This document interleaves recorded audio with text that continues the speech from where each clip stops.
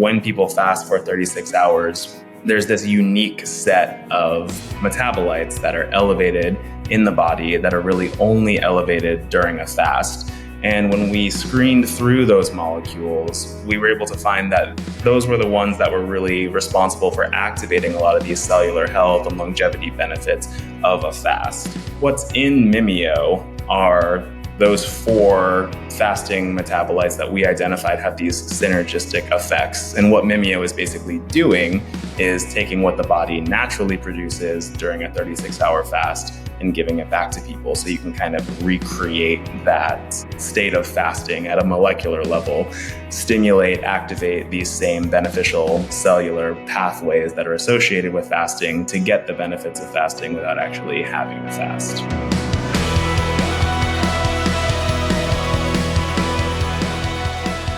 My guest on today's show is super duper smart when it comes to nutritional biochemistry. He has a Ph.D. in nutritional biochemistry and also happens to be an expert on something nobody at all cares about these days, human fasting. I'm just kidding. It's obviously a pretty hot topic, especially that age-old question I always get, will this break a fast, bro? So anyways, and by the way, yes, putting 200 calories of creamer in your morning coffee will break a fast. But my guest on today's show may also have a little bit of a hack for that. I've been looking into his research and some of the formulations that he has gotten behind and helped to develop. And there's actually some really, really interesting so-called bioactive metabolites that seem to be able to be mimicked by certain supplements that could mimic a fasting state. So my guest is Chris Rhodes, and Chris has helped to found and is now the CEO of a company called Mimio Health, which is what's called a nutritechnology company. And they create things that are designed to biomimic certain states in the body, in addition to, or in particular, fasting. So if you want the juicy show notes for everything that Chris and I talk about today, you can go to bengreenfieldlife.com/Mimio podcast. That's, or Mimio pod, sorry. Mimio pod. Mimio pod. Mimio pod. So Chris, I got to just jump right in and ask you the $1 million question here. What the heck is a biomimetic? So a biomimetic is essentially kind of what it sounds like, right? It's something that's meant to mimic biology. So whether that's something like what we're doing, where we're trying to mimic these interesting regenerative states of the body, or something like, how Speedos were designed from shark skin, right? Or how like certain wind turbine patterns are designed from like those twirly blades of grass. That's the key thing about biomimicry, is that we're basically taking what nature has already designed, teasing it out, understanding it, and then using it in this new way so that we can kind of tap into these thousands of years of evolutionary knowledge and natural design in order to like really, skip forward in scientific advancement and create something that's useful for us that, maybe nature didn't intend. And I think that that's really, really powerful, because I think of it as like a scientific cheat code almost, like humans have been, out playing around with science for, hundreds of years, whereas nature and biology have been doing this constant trial and error for thousands and thousands of years. So why shouldn't we learn from everything that's happened in nature already and kind of use that as our jumping off point to develop things that can really have a big impact in human life? So I know that some people, even though we're going to get into this idea of biomimicry when it comes to fasting, are right off the bat. So I'm just going to address this right away and ask you about it. Right off the bat, going to push back and be like, well, Ben and Chris, there are so many spiritual benefits to fasting, or character building benefits to fasting, or self-control enhancing benefits of fasting. Why would you just want to pop a pill that kind of drops you off at the top of Mount Everest rather than, gaining all the character of the journey to the top? Sure, absolutely. I mean, there's definitely merit to that, right? Like fasting in and of itself can be a very empowering experience, especially when you do it for the first time. I remember when I started getting into fasting, I was an immunology fellow at Stanford, just started pouring through the research, really got interested in it, started doing my own fasting, testing my blood at the same time, seeing what was actually happening in my body. And I remember the first time that I fasted, I thought I was going to die, right? Like I had never actually gone, more than I want to say, 5 or 6 hours without eating in my entire life. And I had been fed that message, throughout my childhood and early adolescence that, if you don't eat every 3 hours, your body starts eating itself.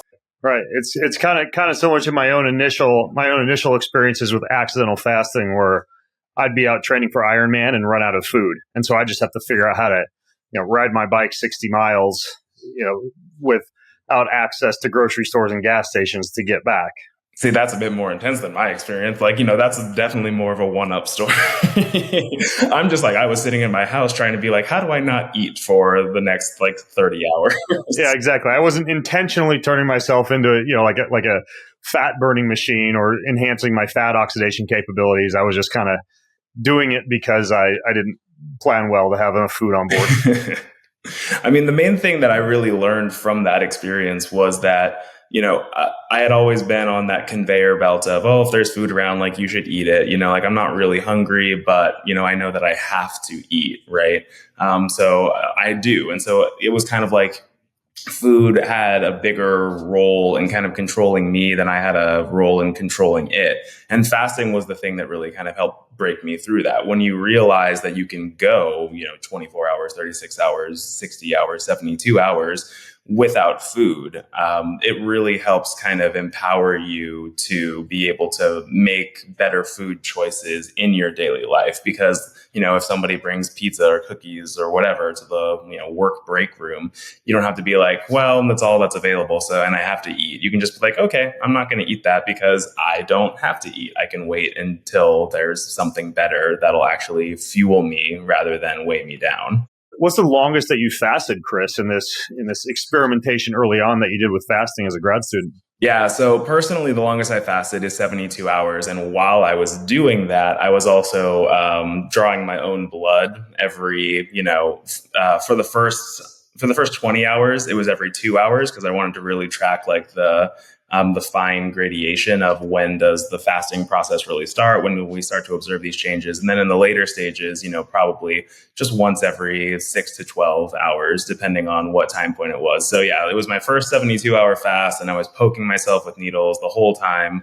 But we learned a lot from it. And there were these really interesting things that happened to my cells, to my plasma during that 72-hour period. And we basically saw that you really transition into kind of this, fasting metabolism after around, 20 to 24 hours. And then your these like functional effects, especially these anti-inflammatory ones, really started peaking at around 36 hours and stayed elevated all the way up to 72 hours. And when you say you saw patterns of a fasting metabolism, how would you define that, a fasting metabolism? Fasting metabolism is basically where you're going to stop relying on exogenous energy stores, right? So whenever your last meal is, you're probably relying on the energy that's coming from that meal for around, 4 to 6 hours after that. That's what in the nutrition world we call the postprandial response or the post-eating response, is where you're basically in a fed state, right? You're focusing a lot on metabolism, nutrient breakdown, harvesting energy from your last meal, turning it into energy stores. After that point, then your body's gonna kind of start switching into the early stages of what we would call a fasting metabolism, which is we're gonna rely on the endogenous energy stores, the things that we already have in our body, and start breaking those down. And in the early stages, that's gonna be all about glycogen breakdown. So breaking down the stored sugar in your body. And that's going to run basically until around that 20 to 24 hour mark. And that's when your body really starts to deplete its stored carbohydrates. And at that point, you get this shift from, carbohydrate metabolism over to lipid metabolism, a fat breakdown, and then as a result of that, ketone body production and ketone body metabolism. And that's going to be the major signaling factor that tells your body, all right, now we are really in a fast. And we need to start shifting around holistic metabolism to kind of create these metabolic efficiencies that'll help us actually survive longer as we enter into the deeper stages of fasting. Okay, so when I look at your research, particularly related to Mimio, you've got some pretty hefty and impressive claims about increase in lifespan in model organisms that you've tried out some of your biomimicking compounds on. What's going on beyond the fasting metabolism that you just described that would result in increase in lifespan in correlation to fasting? Because it's nice to know, okay, I've initiated mechanisms from a fasting metabolism standpoint, which you've just explained, that would allow me to go for a long period of time without food, which could be useful for productivity reasons, weight loss reasons, etc. But what's going on when it comes to this lifespan increase? Mm-hmm. Yeah, absolutely. So fasting is, one of the few ways and most reliable ways that we know of to extend lifespan in model organisms. And that's true, from all the way down to single cell yeast up to, C. elegans, little nematode worms to mice, and higher organisms as well. And that's basically due to this really interesting conserved evolutionary mechanism that goes along with caloric restriction and fasting. So if you think about, what the body is doing in a typical fed state, it's basically getting an evolutionary signal that says, okay, cool, my environment is very good for procreation, right? If we have a kid right now, there's plenty of nutrients around, there's plenty of resources around. That means that this is a good time to actually raise a child. So your biology kind of shifts over more towards let's focus on the next generation. Let's focus on less on maintaining the health of, the current organism and focus on trying to actually get to the reproduction side of things so that we can have a kid, continue the species when we have this great state of, energy abundance. In a fasted state, you kind of flip that on its head. So when there isn't a lot of nutrients around, suddenly your body's getting an evolutionary signal that the surrounding environment would not be good for the next generation, right? There's not enough resources even to support you as an organism. So this would not be a great time to have a kid. So the way that your biology shifts that around is that, okay, now instead of focusing on the next generation and their survival, I'm going to focus on this current generation and its survival. So things change around at a cellular level to really try to enhance your lifespan as much as possible so that you can go and find a new environment that would actually be suitable for the next generation. So this turns on things like, these metabolic efficiency processes, right? Like making sure that we can maintain our cells for the lowest amount of energy possible. It turns on things like autophagy, where we're breaking down damaged and dysfunctional proteins and organelles into their constituent parts so we can recycle them to create new and functional ones. It's going to be decreasing mitochondrial stress and usually also increasing mitochondrial biogenesis, so we have better energy utilization and energy production without producing as much damage. It's going to increase a lot of these stress resistance genes and stress resistance response elements that help to keep a cell stable, because at the end of the day, when you're fasting, your cells don't have enough energy if something goes wrong to produce a new cell. So they're going to be really, really focused on maintaining the health and survivability of the current cells that they have, rather than say in a fed state where it's if something goes wrong, I'll just make a new cell. It's not a big deal. So that, shift in cellular functionality to really focus on the survival of the current cells that you have is ultimately what leads to longevity, because that's ultimately what longevity is, right? It's just maintaining what you have for as long as possible. That is a really interesting way to describe the benefits of fasting. I don't think I've heard it positioned in that manner before, meaning, hey, when I'm fasting, that's sending my body a message that I might not be able to achieve immortality through creation of offspring or life extension for my species through propagation of new life. Therefore, I'm going to initiate mechanisms for myself to survive as long as possible via enhanced cellular autophagy, recycling, cleanup, etc. Yep, exactly. And I mean, it makes sense from an evolutionary perspective, right? If it's like metabolism and nutrient sensing is just ingrained into the fabric of our DNA. It's one of the most important things that, we do as a body. And it's one of the most crucial things that's going to determine how we function, right? Like, even back from the days of when we were single-celled organisms, we evolved to move around and gather nutrients, like just to keep ourselves alive and, maintain that, those metabolic processes. And that has continued forward even to, the higher states of organisms that we are now. We're very, very governed by our metabolic state and our nutritional wants and needs. Now, the original, what you call the free radical theory of aging, which I think was kind of positioned as early as the 60s and has gone on with some variants since then, hypothesized that a downregulation of metabolic rate might be one of the reasons why fasting or calorie restriction could extend lifespan. In research I've seen since then, it seems that it's not necessarily a downregulation of metabolic rate that is the real clincher when it comes to fasting and calorie restriction, because in some species, and you probably know a lot more about this than I do, you don't necessarily see a downregulation. Sometimes there's an increase in metabolic rate.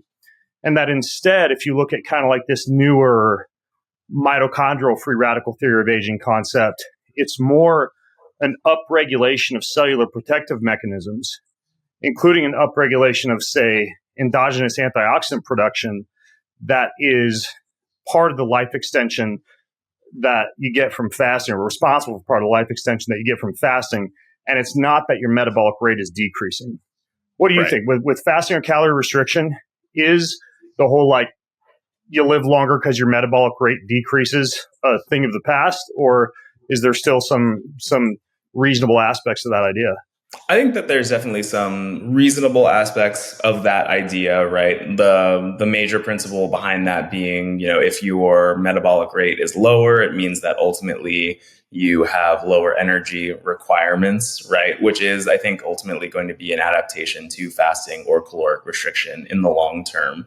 And that's also going to send these metabolic signals to your cells. Essentially, that's going to upregulate all of these other things like autophagy and like the stress response elements and like the decrease in oxidative stress that's going to happen from the mitochondria and the anti-inflammatory effects that happen along with a fast. It's all kind of connected together. I definitely wouldn't say that it's the only thing, right? I don't think that there's ever going to be just like, there's this one thing that fasting does, and that's the reason why all these things happen and are so beneficial. It's always going to be very multifaceted, right? Like I just rattled off a list of at least 5 or 6 things that happen during a fast that are all really protective and beneficial for cellular longevity. So I think that there's definitely just a lot of different ways that fasting is going to help you. And I'm not entirely sure if, one is like the most protective or the most important versus the others. That's really what I would say. Yeah. The more research I see, just from my perspective, is that there's a lot less benefit of fasting that is derived from a slowing of the metabolic rate, a slowing of the heart rate, and a slowing of metabolism in general. And it's more the autophagy and even the stress-induced, kind of like hormetic-induced endogenous production of some of these metabolites, including, superoxide dismutase and glutathione and some other cellular protective mechanisms that are more important than say, hey, my body's going into hibernation mode because I'm fasting. And that's at least more of what I've seen.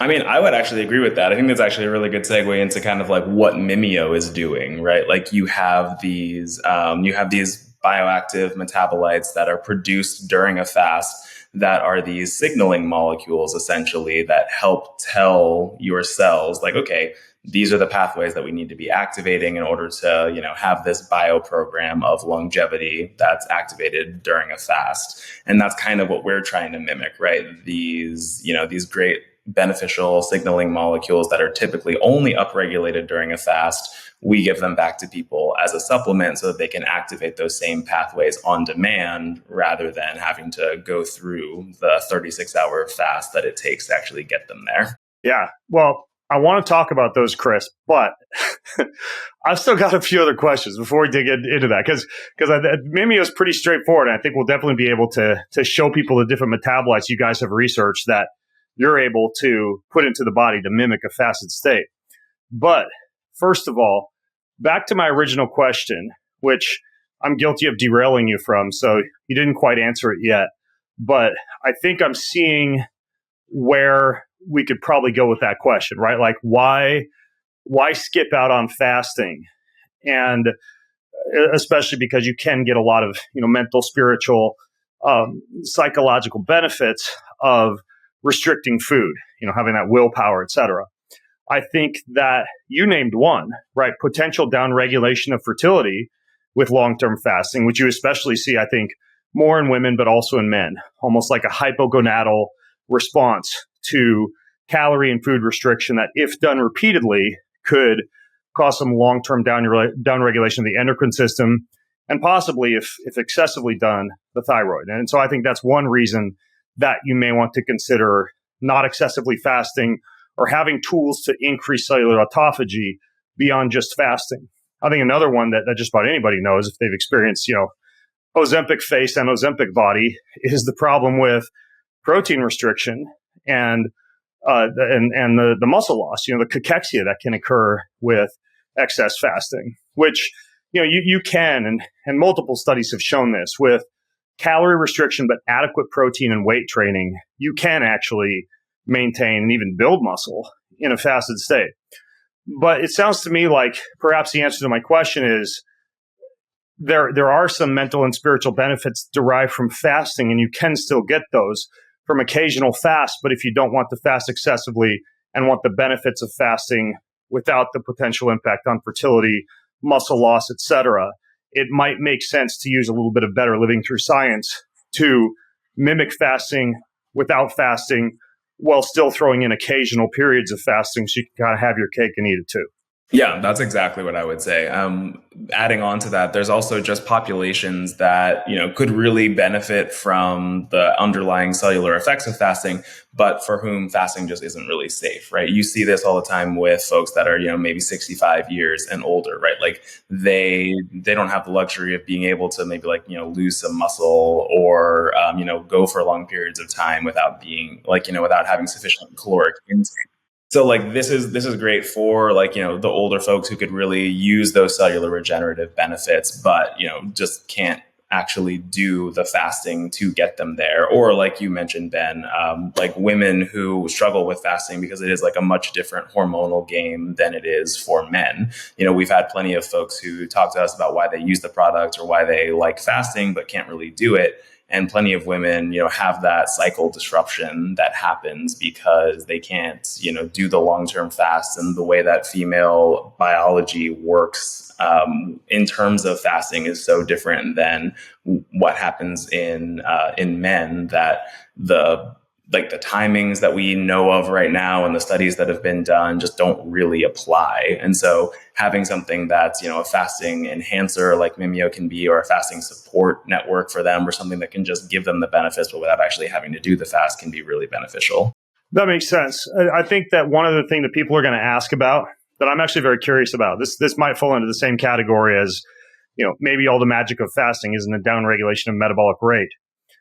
You'll often hear people, and I've even said this in the past, claim that much of the benefits of fasting are not necessarily the compressed feeding window or the long periods of time without food, but instead the easier calorie restriction enabled via fasting, meaning that if over a 24-hour period of time, I eat, let's say, a restricted calorie diet of 1,500 calories, and I do it without fasting, but instead just eating that much ad libitum over 24 hours, and you achieve the same via fasting, let's say only eating between 10 a.m. and 6 p.m., let's say an intermittent fasting scenario, that the metabolic and life extension results would be relatively synonymous if you compare the two. What do you think about that idea? Yeah, that's a really interesting concept, and I would actually say it's the opposite based on what we see in the scientific research. So, what's really interesting about caloric restriction, especially in a scientific setting when they're doing like mouse studies and things like that, is that typically caloric restriction studies end up accidentally being intermittent fasting studies, because how they run these studies is that they have, the mice that are in their cages and they're feeding them a set amount every day, but they're usually not feeding them at intervals throughout the day. So you'll have, the scientists come in, and it's usually once per day. They'll put in all the food at the level of caloric restriction that the mice are supposed to eat at one time. And then the mice, because they're super hungry, right, and they're on a caloric restricted diet, will basically go and eat all the food all at once. And then they won't get fed again for another, 24-hour period. So a lot of the studies that have been done on mice are, yes, caloric restriction studies, but also kind of accidentally intermittent fasting studies where they're getting this, big bolus of food all at once and then not really eating for the rest of the period until they get fed again. So there was this really great study back in 2021 out of the University of Wisconsin that basically looked at the difference between caloric restriction and fasting and found that like lifespan extension effects were actually dependent upon fasting for a lot of what we typically associate with caloric restriction, and that there are some distinct benefits to caloric restriction and fasting that just like don't really overlap with each other all that much, because fasting in and of itself is very different than just straight up consistent long-term caloric restriction. That's actually really interesting how much of a relic of the logistics of the study is part of the results or the quality of the study. Meaning if a lab research assistant is only going in and feeding the animals once per day based on their school schedule when they can get in there, they're almost accidentally creating a fasting study instead of just a calorie restriction study. It happens all the time, like there's not a ton of protocol oversight when it comes to like, okay, let's really try and tease out like, is this caloric restriction or is this fasting, which is why I love that 2021 study. And then there's also been previous studies that have looked at, just fasting in and of itself as a longevity extension thing. And they've found that you can still get lifespan enhancement up to, like 20-30%. with fasting, even in the absence of caloric restriction. Oh, interesting. So, a calorie equivalent diet with one set of calories being consumed ad libitum over 24 hours and the other set of calories being consumed over a compressed feeding window of, let's say, 6 hours or 8 hours, or I don't know what study you're referring to, you would actually see more benefits, even with equivalent calories, of that food being given in a compressed feeding window. Yeah, absolutely. And that's because there are just certain obligate responses that a body has to go through during a time when there's, no food around, right? Like we were talking about before, the real postprandial state in the body, that fed state that we think of, lasts for around 4 to 6 hours. And then after that point is when you're going to start getting into more of the fasting metabolism and relying on endogenous energy stores. And that's going to, shift cellular and whole body metabolism around more towards those cellular protective mechanisms. And that's going to be very distinct from, say like a typical Western 3 meal a day kind of thing, right? Where, if you're eating at 9 and then 12 and you have a snack at 3 and you have dinner at 6, right? Like you never actually leave the postprandial state. You're just always in kind of like this constant fed state, trying to get out of the resolution of whatever your last meal is, but you never really achieve it until that overnight fast when you sleep. Yeah, I'm convinced that everything that you've just said applies very well to longevity and possibly even health span. With my background in primarily metabolism, exercise science and physiology, fat loss and muscle gain, I would say it's the least important when it comes to fat loss. Meaning I still think CICO, calories in, calories out, trumps everything when it comes to fat loss. And, if you're wanting to lose, let's say, half a pound of fat a week, and I'm restricting calories by, say, 500 calories a day, I really don't care how you do that, whether you fast or don't fast, as long as you're eating at that 500 calorie restriction each day. I don't think the fasting makes much of a difference besides logistically. If you give yourself those fasting windows, it does make it a lot harder to overeat calories if you can only eat your calories between 10 a.m. and 6 p.m. Yeah, absolutely. And I mean, that's typically what you see in the clinical research as well. There's always those big headlines about like how like fasting doesn't work. And it's usually because, oh, well, we compared intermittent fasting and like, on a 16/8 schedule to a calorie match, just like caloric restriction thing. And we didn't see any differences in weight loss. And that to me as like a nutrition researcher is kind of like the biggest, well, duh, like response that I can possibly get. Cause it's like, yeah, it's all about energetics, right? Like if these people are consuming the same amount of calories and your end goal is just weight loss, then they're going to lose the same amount of weight. Like there's no way around that, right?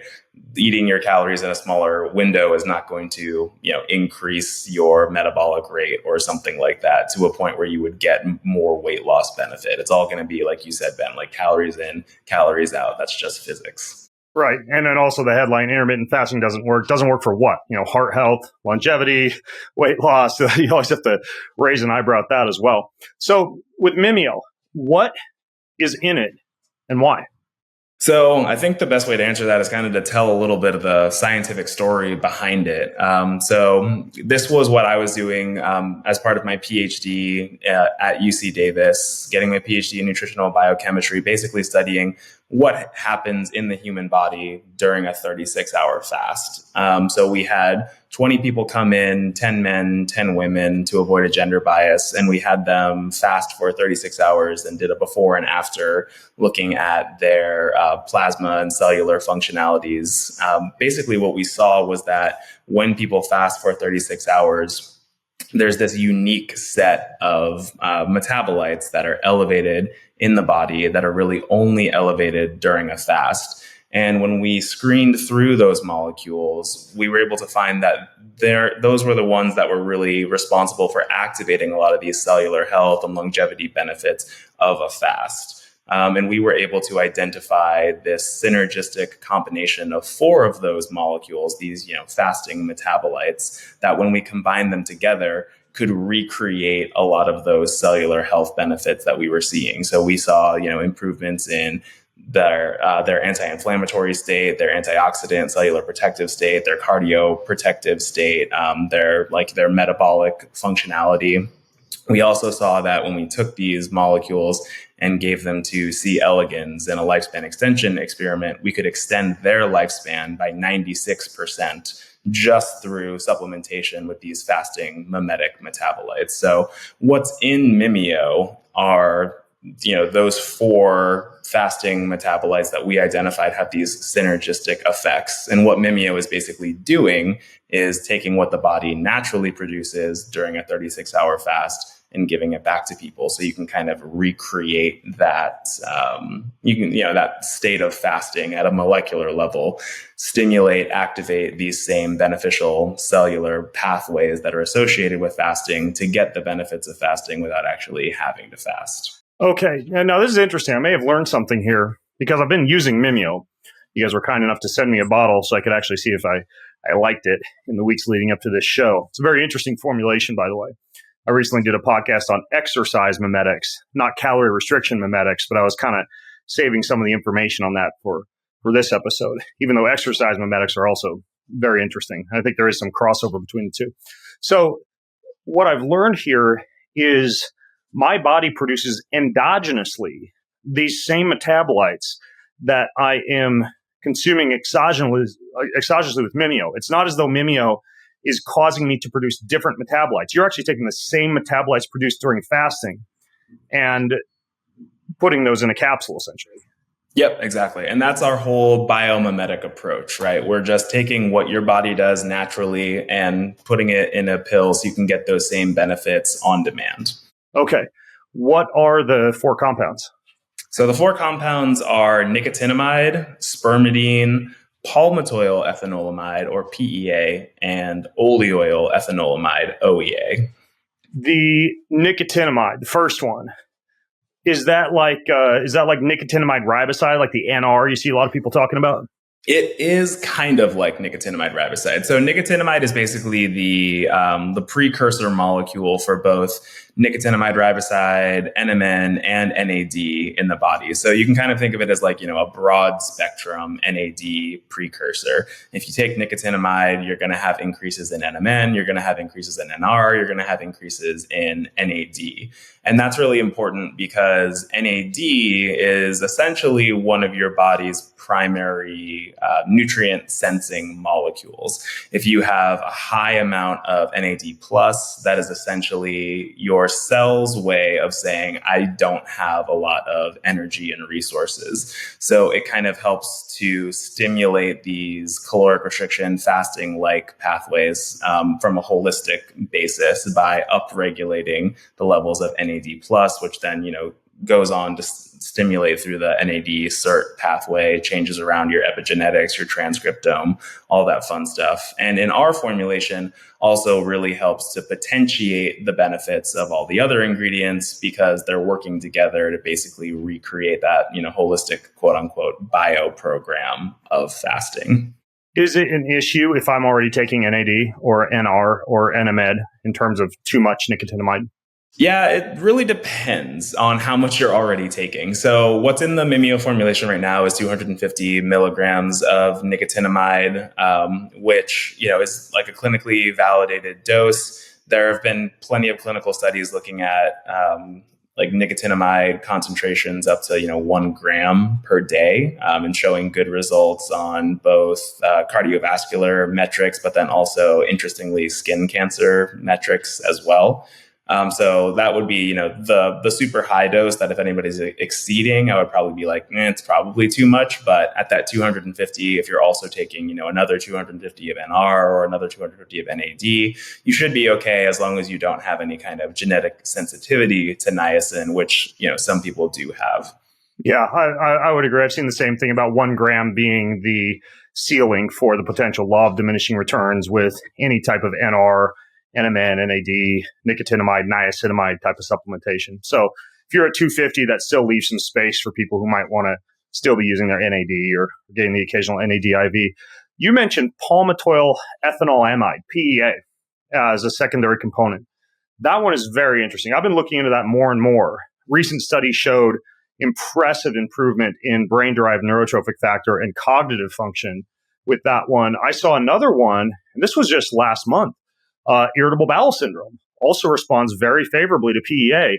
It's a very interesting molecule. I talked about it briefly when I interviewed Kyle from Level Up Health, who packages up some really cool formulations, basically orally bioavailable peptides. We talked a little bit about PEA, but what's the main reason that you included it along with the other three? Well, so ironically, the reason why we include anything in this formulation is because, when we looked at what happened in the body during a fast, we actually found that there were over 300 significantly elevated metabolites in circulation. And then we took that list and basically screened through all of those molecules, looking for ones that could recreate these beneficial effects of fasting, but also ones that had synergy with each other. So I like to say that we didn't actually design our formulation. Nature did, right? Like these things just happened to work really well together. And when we screened through them, that's what we saw. We were just following the data. So we didn't make like a conscious decision to necessarily include PEA. We just went where the data told us. And this was a really powerful molecule that worked with all of these other molecules at the same time to recreate those fasting benefits. But I love PEA as a molecule. It's kind of become my favorite.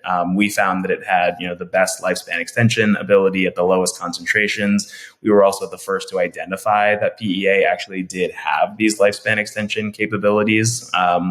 And one of the reasons that I love it so much is because it has all of these really interesting and far-reaching effects. I think of it kind of as like your body's natural rest and recovery molecule. So it has these potent anti-inflammatory effects. It stimulates through the CB1, CB2 receptors. So it's kind of like, almost like your body's natural CBD to a certain extent. It, has these mood elevation effects like you were talking about, the cognitive enhancement effects. It increases gut barrier integrity, which has those those beneficial IBS effects, the cognitive enhancement effects, but also really interestingly, it has these great effects on pain relief as well. Like really good clinical evidence showing that it's great for relieving, nerve pain and like diabetic neuropathy, things like that.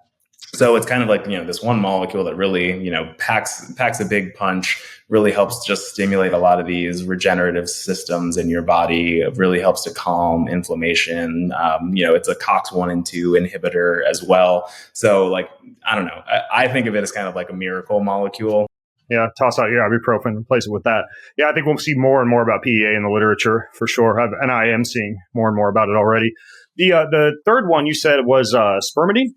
Spermidine, yeah. And of course, spermidine's, really, really popular. It's best known for its ability to, enhance autophagy. And I think that's why it found its way into our formulation as well. That's a big component of the benefits of fasting, getting that, cellular regeneration, being able to break down these dysfunctional proteins and organelles, and particularly mitochondria, because spermidine doesn't just enhance autophagy, it also enhances mitophagy.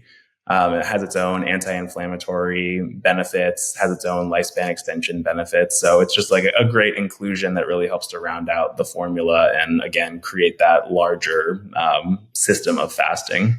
Yeah, and before we get to the fourth one, I'm just curious about this. This may have been placebo, but I seem to notice a suppression of hunger when I started popping the Mimio in the morning.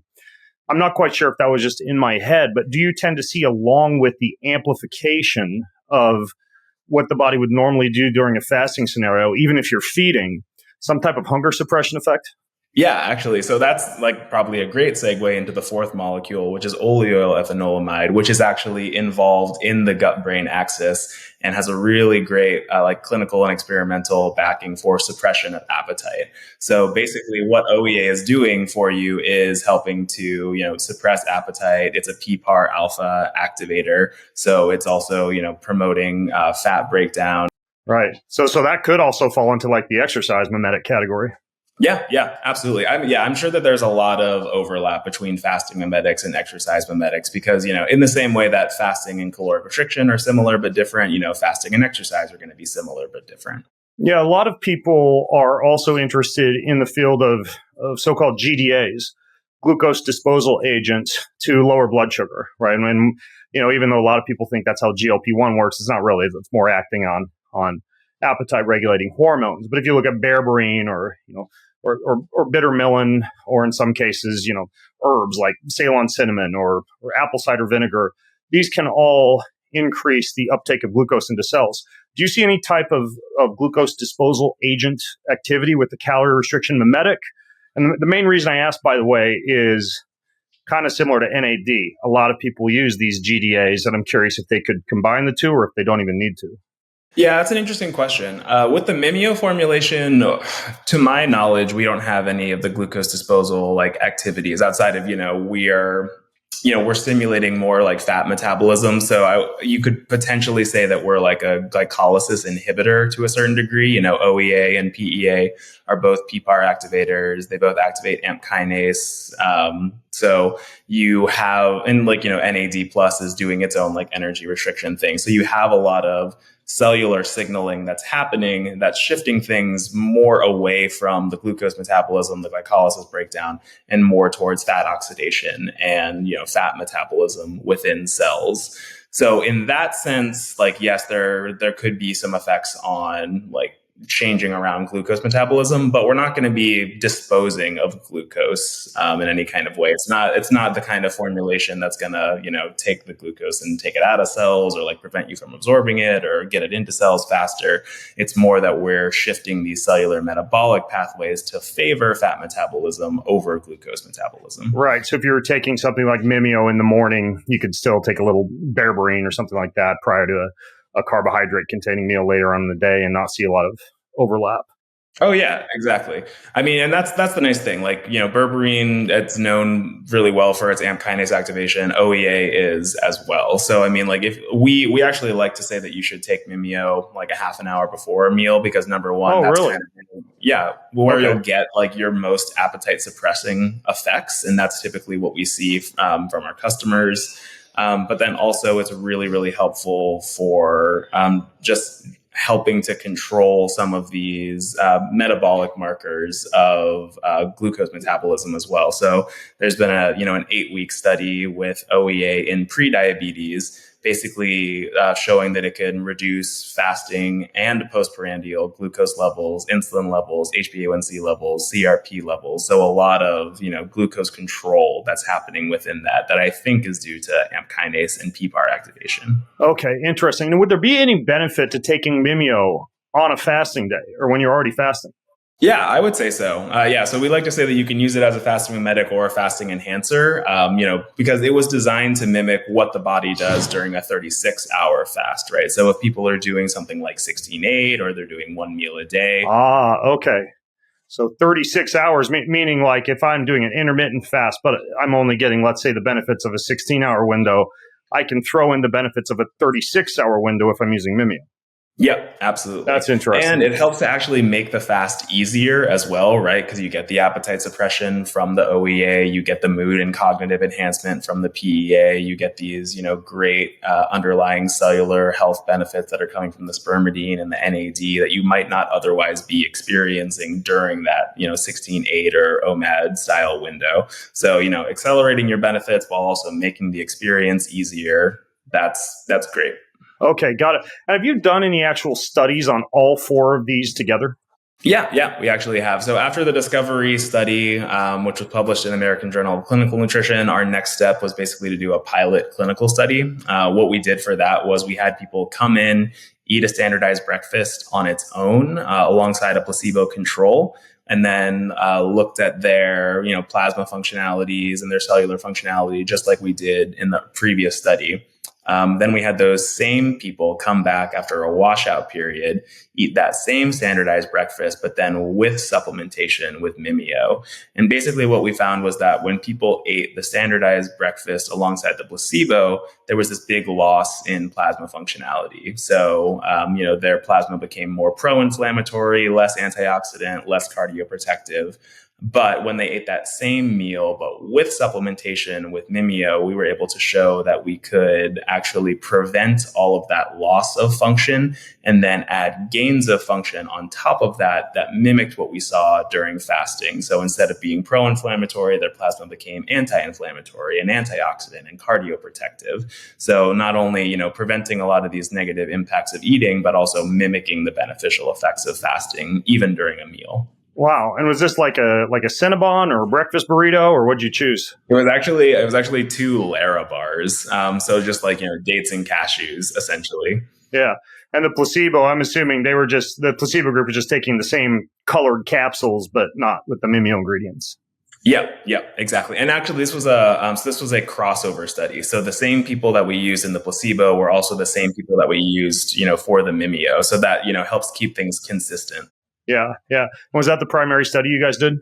So that was our original pilot study. That's about to be published. We're really excited about that. We also just recently did interventional case study alongside Mount Sinai, where we had someone go on Mimio for 8 weeks and basically looked at their blood work and their biological age before and after.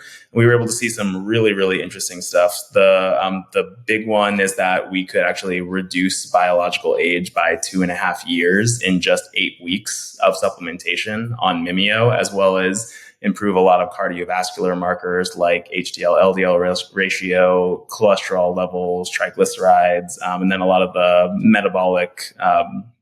metabolic things as well, including, improving glucose levels, improving HbA1c levels, insulin levels. And then also really interesting from that study, we found that we could enhance free testosterone levels by 50% in just those 8 weeks. That's interesting, and that kind of seems to fly in the face of what you'd expect with fasting and the discussion about downregulation of fertility. So these fasting metabolites don't necessarily have like a feedback loop into the endocrine system to downregulate hormone production as you might expect. Right. Yeah. It doesn't really seem that way. No. Yeah. From the data that we have. Hey, so for those of you listening in, I'm going to link to Mimio. We do get a discount code on this stuff for my listeners. I will link to that in the show notes. If you go to bengreenfieldlife.com/MimioPod, that's MIMEO pod, P-O-D. Chris, thanks so much, man. This is super fascinating. Oh, yeah, absolutely. And just like to clarify, MIMIO. What did I say? Did I say E? Uh-huh. I meant I. I need to take more PEA. All right. So MIM, bengreenfieldlife.com/MIMIO pod is where the juicy show notes reside. And until next time, I'm Ben Greenfield along with Chris Rhodes, Dr. Chris Rhodes of Mimio, signing out from bengreenfieldlife.com. Have an incredible week. Do you want free access to comprehensive show notes, my weekly roundup newsletter, cutting-edge research and articles, top recommendations from me for everything that you need to hack your life, and a whole lot more? Check out bengreenfieldlife.com. It's all there. bengreenfieldlife.com. See you over there. Most of you who listen don't subscribe, like, or rate this show. If you're one of those people who do, then huge thank you.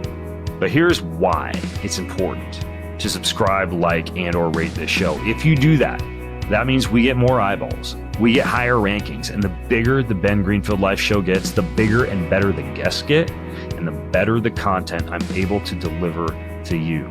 So hit subscribe, leave a ranking, leave a review if you got a little extra time. It means way more than you might think.